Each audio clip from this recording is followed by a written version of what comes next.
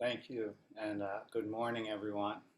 Uh, it's a late summer day, and it's gorgeous out here on the Cape where I'm talking to you from the Village Zendo affiliate song out here, Hyannis Zendo. I really am looking forward to being together in the same room with all of you again sometime soon. This coming together of places and faces and worlds is amazing as well. And I'm grateful to be here with you this morning. So, ever since Summer Ango, I've been thinking about Howard's teachings on the body that he gave us, his sessions.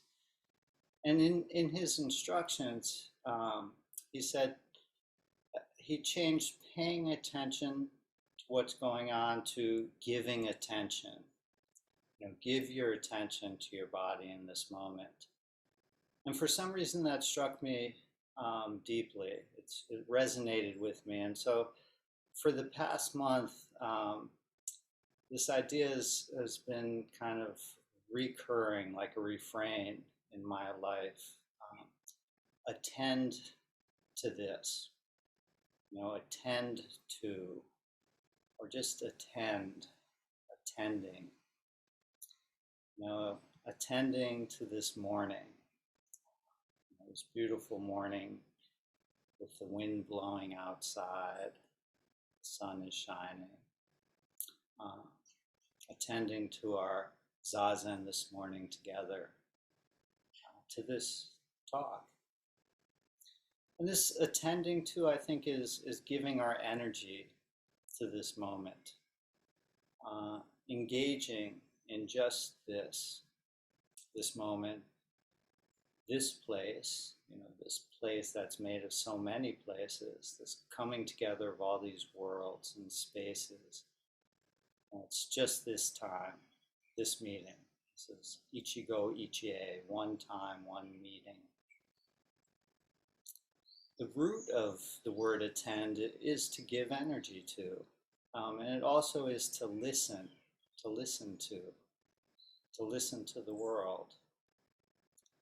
What are we listening to right now?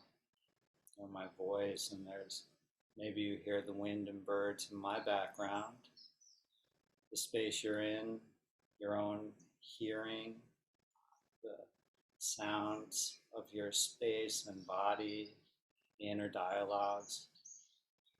Right now, what is it? Just listen. It brings us back to this moment. And this is attending to the moment, listening to the moment. And I think this connects to our vow, our great vow to save all beings. Avalokiteshvara, hearing the cries of the world, acting. This action comes from our attention, attending to. And to maybe stretch this out just a little bit further, if you've hung around the Zendo for a while, you maybe have been tapped as a Jisha on one of our retreats, the service position, the attendant. And the term translates as Sha is the person and Ji is the one who attends. Ji also, by the way, translates as warrior. And in Japanese temples, there are often different jishas for different attending roles. And we do something similar in our longer retreats. We have different attendants. But basically, the jisha attends to the teacher. They show up at the teacher's room before the sun comes up to bring them lead them in the morning jundo. They get them to all the places they need to be on time. They bring sometimes tea or a snack, keep them on track so their interviews don't run over. They'll make sure the teacher's robes aren't a mess before they walk into the service, make sure they're not falling apart, um, and basically giving energy to or listening to the needs of the moment. This is the Jisha, attending. And once, way back, there was a teacher who was lying down in his room. This was Master Zuigan, and his student, who was Yangshan, came in. And Zuigan rolled over and said, "Listen to this old monastic's dream." And so the student bent down to listen. And Zuigan said, "Interpret my dream for me. Let me see how you do it." And so in this moment, the teacher was offering a moment of teaching for his students, for his student.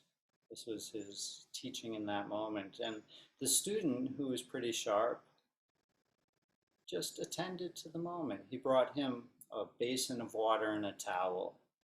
So Zuigan washed his face and sat up.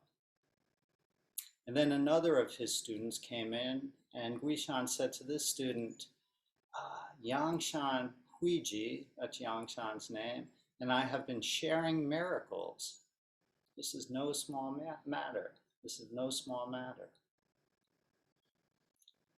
So attending to a teacher is this wonderful opportunity to take care of a person we respect and love, this person right in front of us. And it's taking care of this community. This is in the story, the student Yangshan was listening and hearing and acting in accord with the moment, as was his teacher, sharing his teaching at the moment to wake his student up. And this is our attending, is about attending to what's going on right now in front of us. And there's a quirky little koan that I think speaks to this point nicely. And this is number 12 from the Mumonkan, the Gateless Gate. And it's Zuigan calls Master. So every day, Master Zuigan used to call out to himself, "Oh, Master," and would answer himself, "Yes." "Are you awake?" he would ask, and he would answer, "Yes, I am." "Never be deceived by others," he would say, "any time, any day." "No, I will not," he answered. So Zuigan had this short soliloquy every day. He would do this, calling out, "Master," and answering, "Yes," asking, "Are you awake?" "Yes, I am." "Do not be deceived by others." "No, I will not." And he also started his Dharma talks, his teishos, in the same way. So what was this about?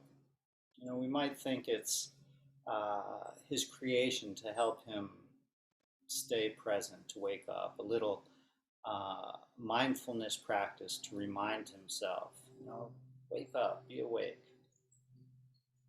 And of course, this might be helpful to us, like reciting verses to ourselves when we wake up or while we brush our teeth.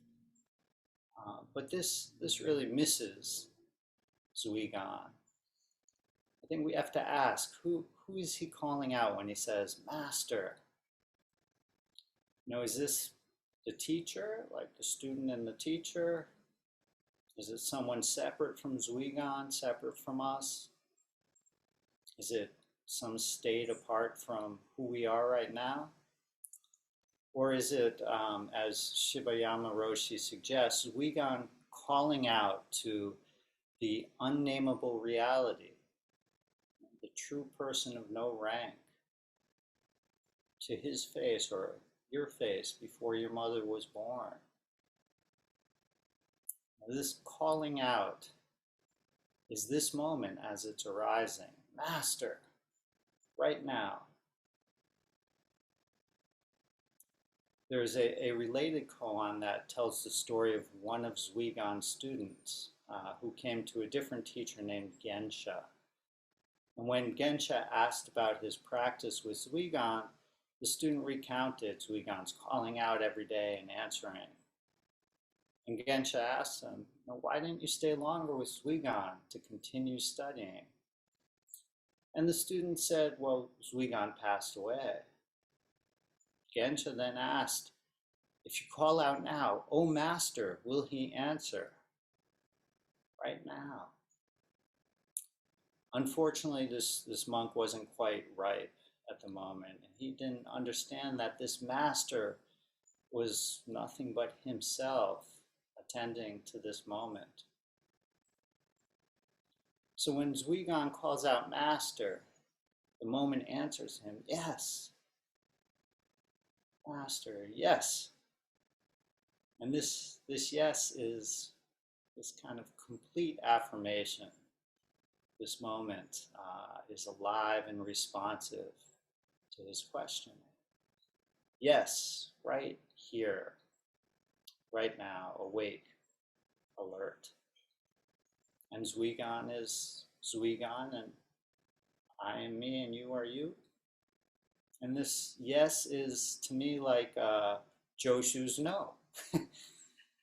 When the monk asks Joshu about the dog, moo is what Joshu replies, no.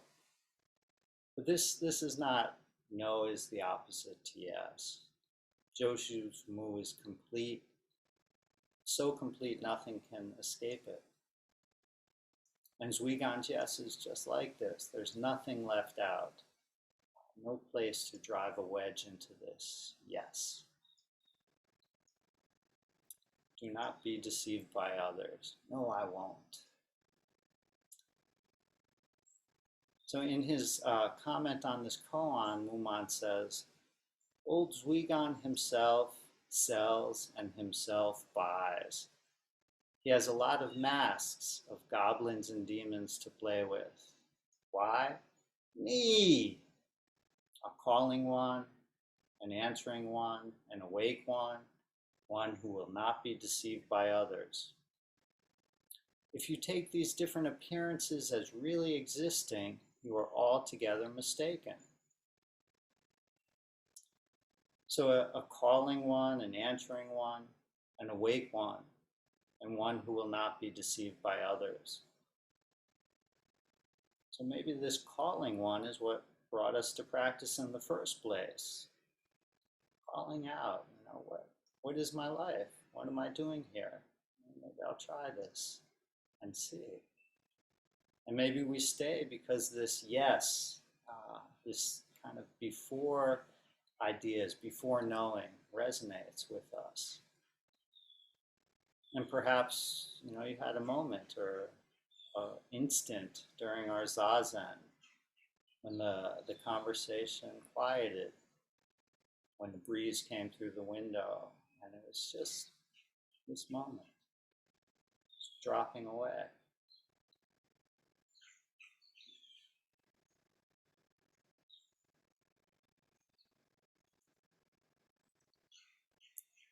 So Zuigan says Muman, or Zuigan, according to Muman, has a lot of masks to play with.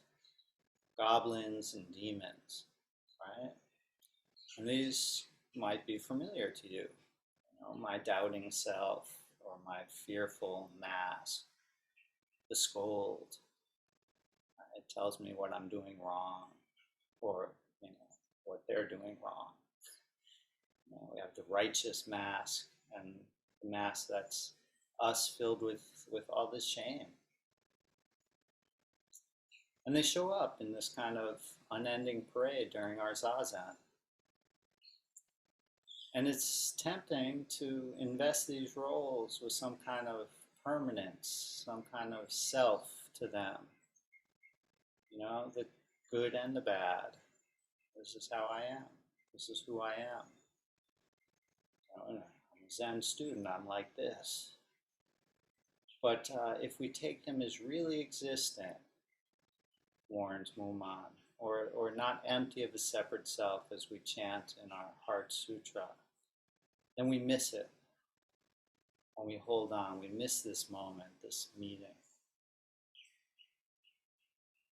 And this is Mumon's warning to us. If you take these different appearances as really existing, you are altogether mistaken.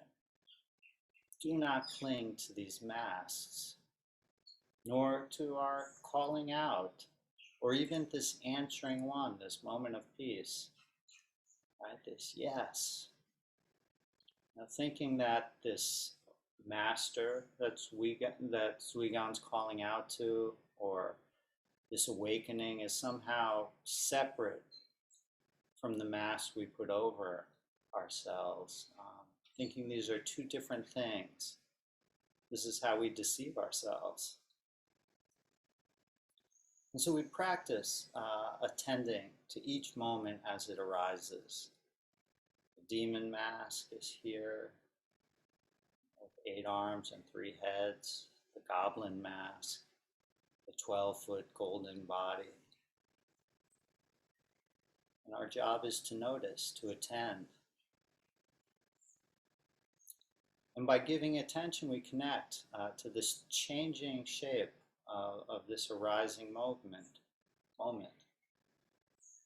And we can rest in that flow.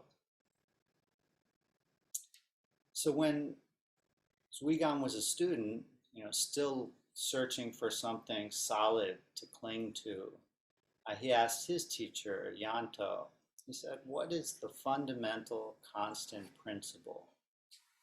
And Yanto said, moving. Moving.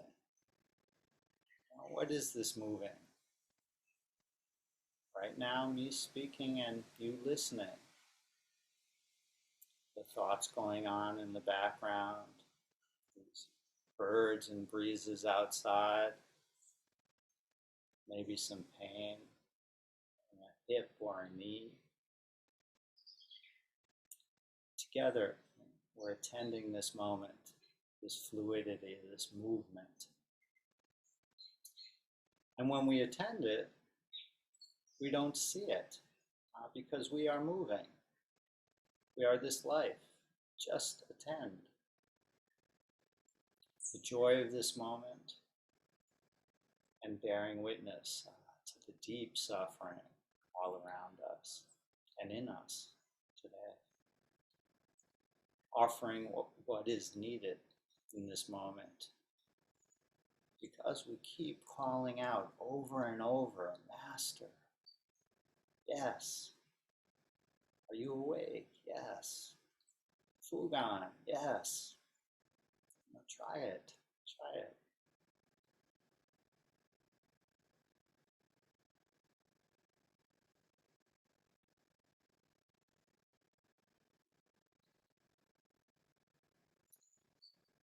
So when the attendant came into the teacher's room and brought him a basin and a towel, the teacher washed his face and sat up.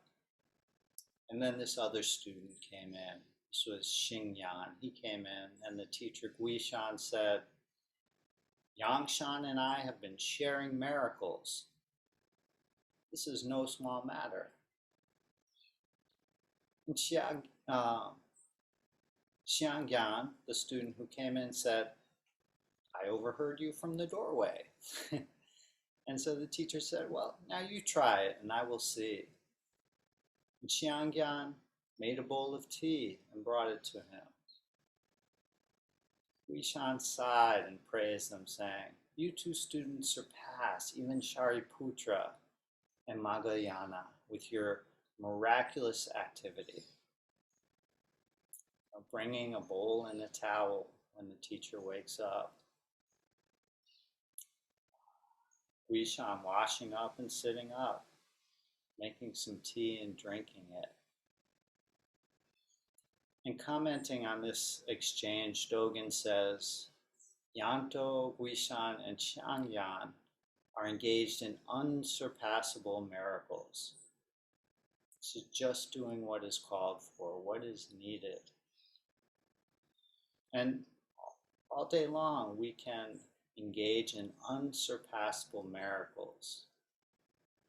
Offering a smile, giving someone a couple bucks when we pass them on the street, bearing witness to the tragedy near at hand and also far off, calling out injustice, calling out racism, helping someone move their apartment. This is attending to this moment, attending to your life. So I'm going to finish with an excerpt from a well-known Mary Oliver poem called The Summer Day. Now she lifts her pale forearms and thoroughly washes her face. Now she snaps her wings open and floats away. I don't know exactly what a prayer is.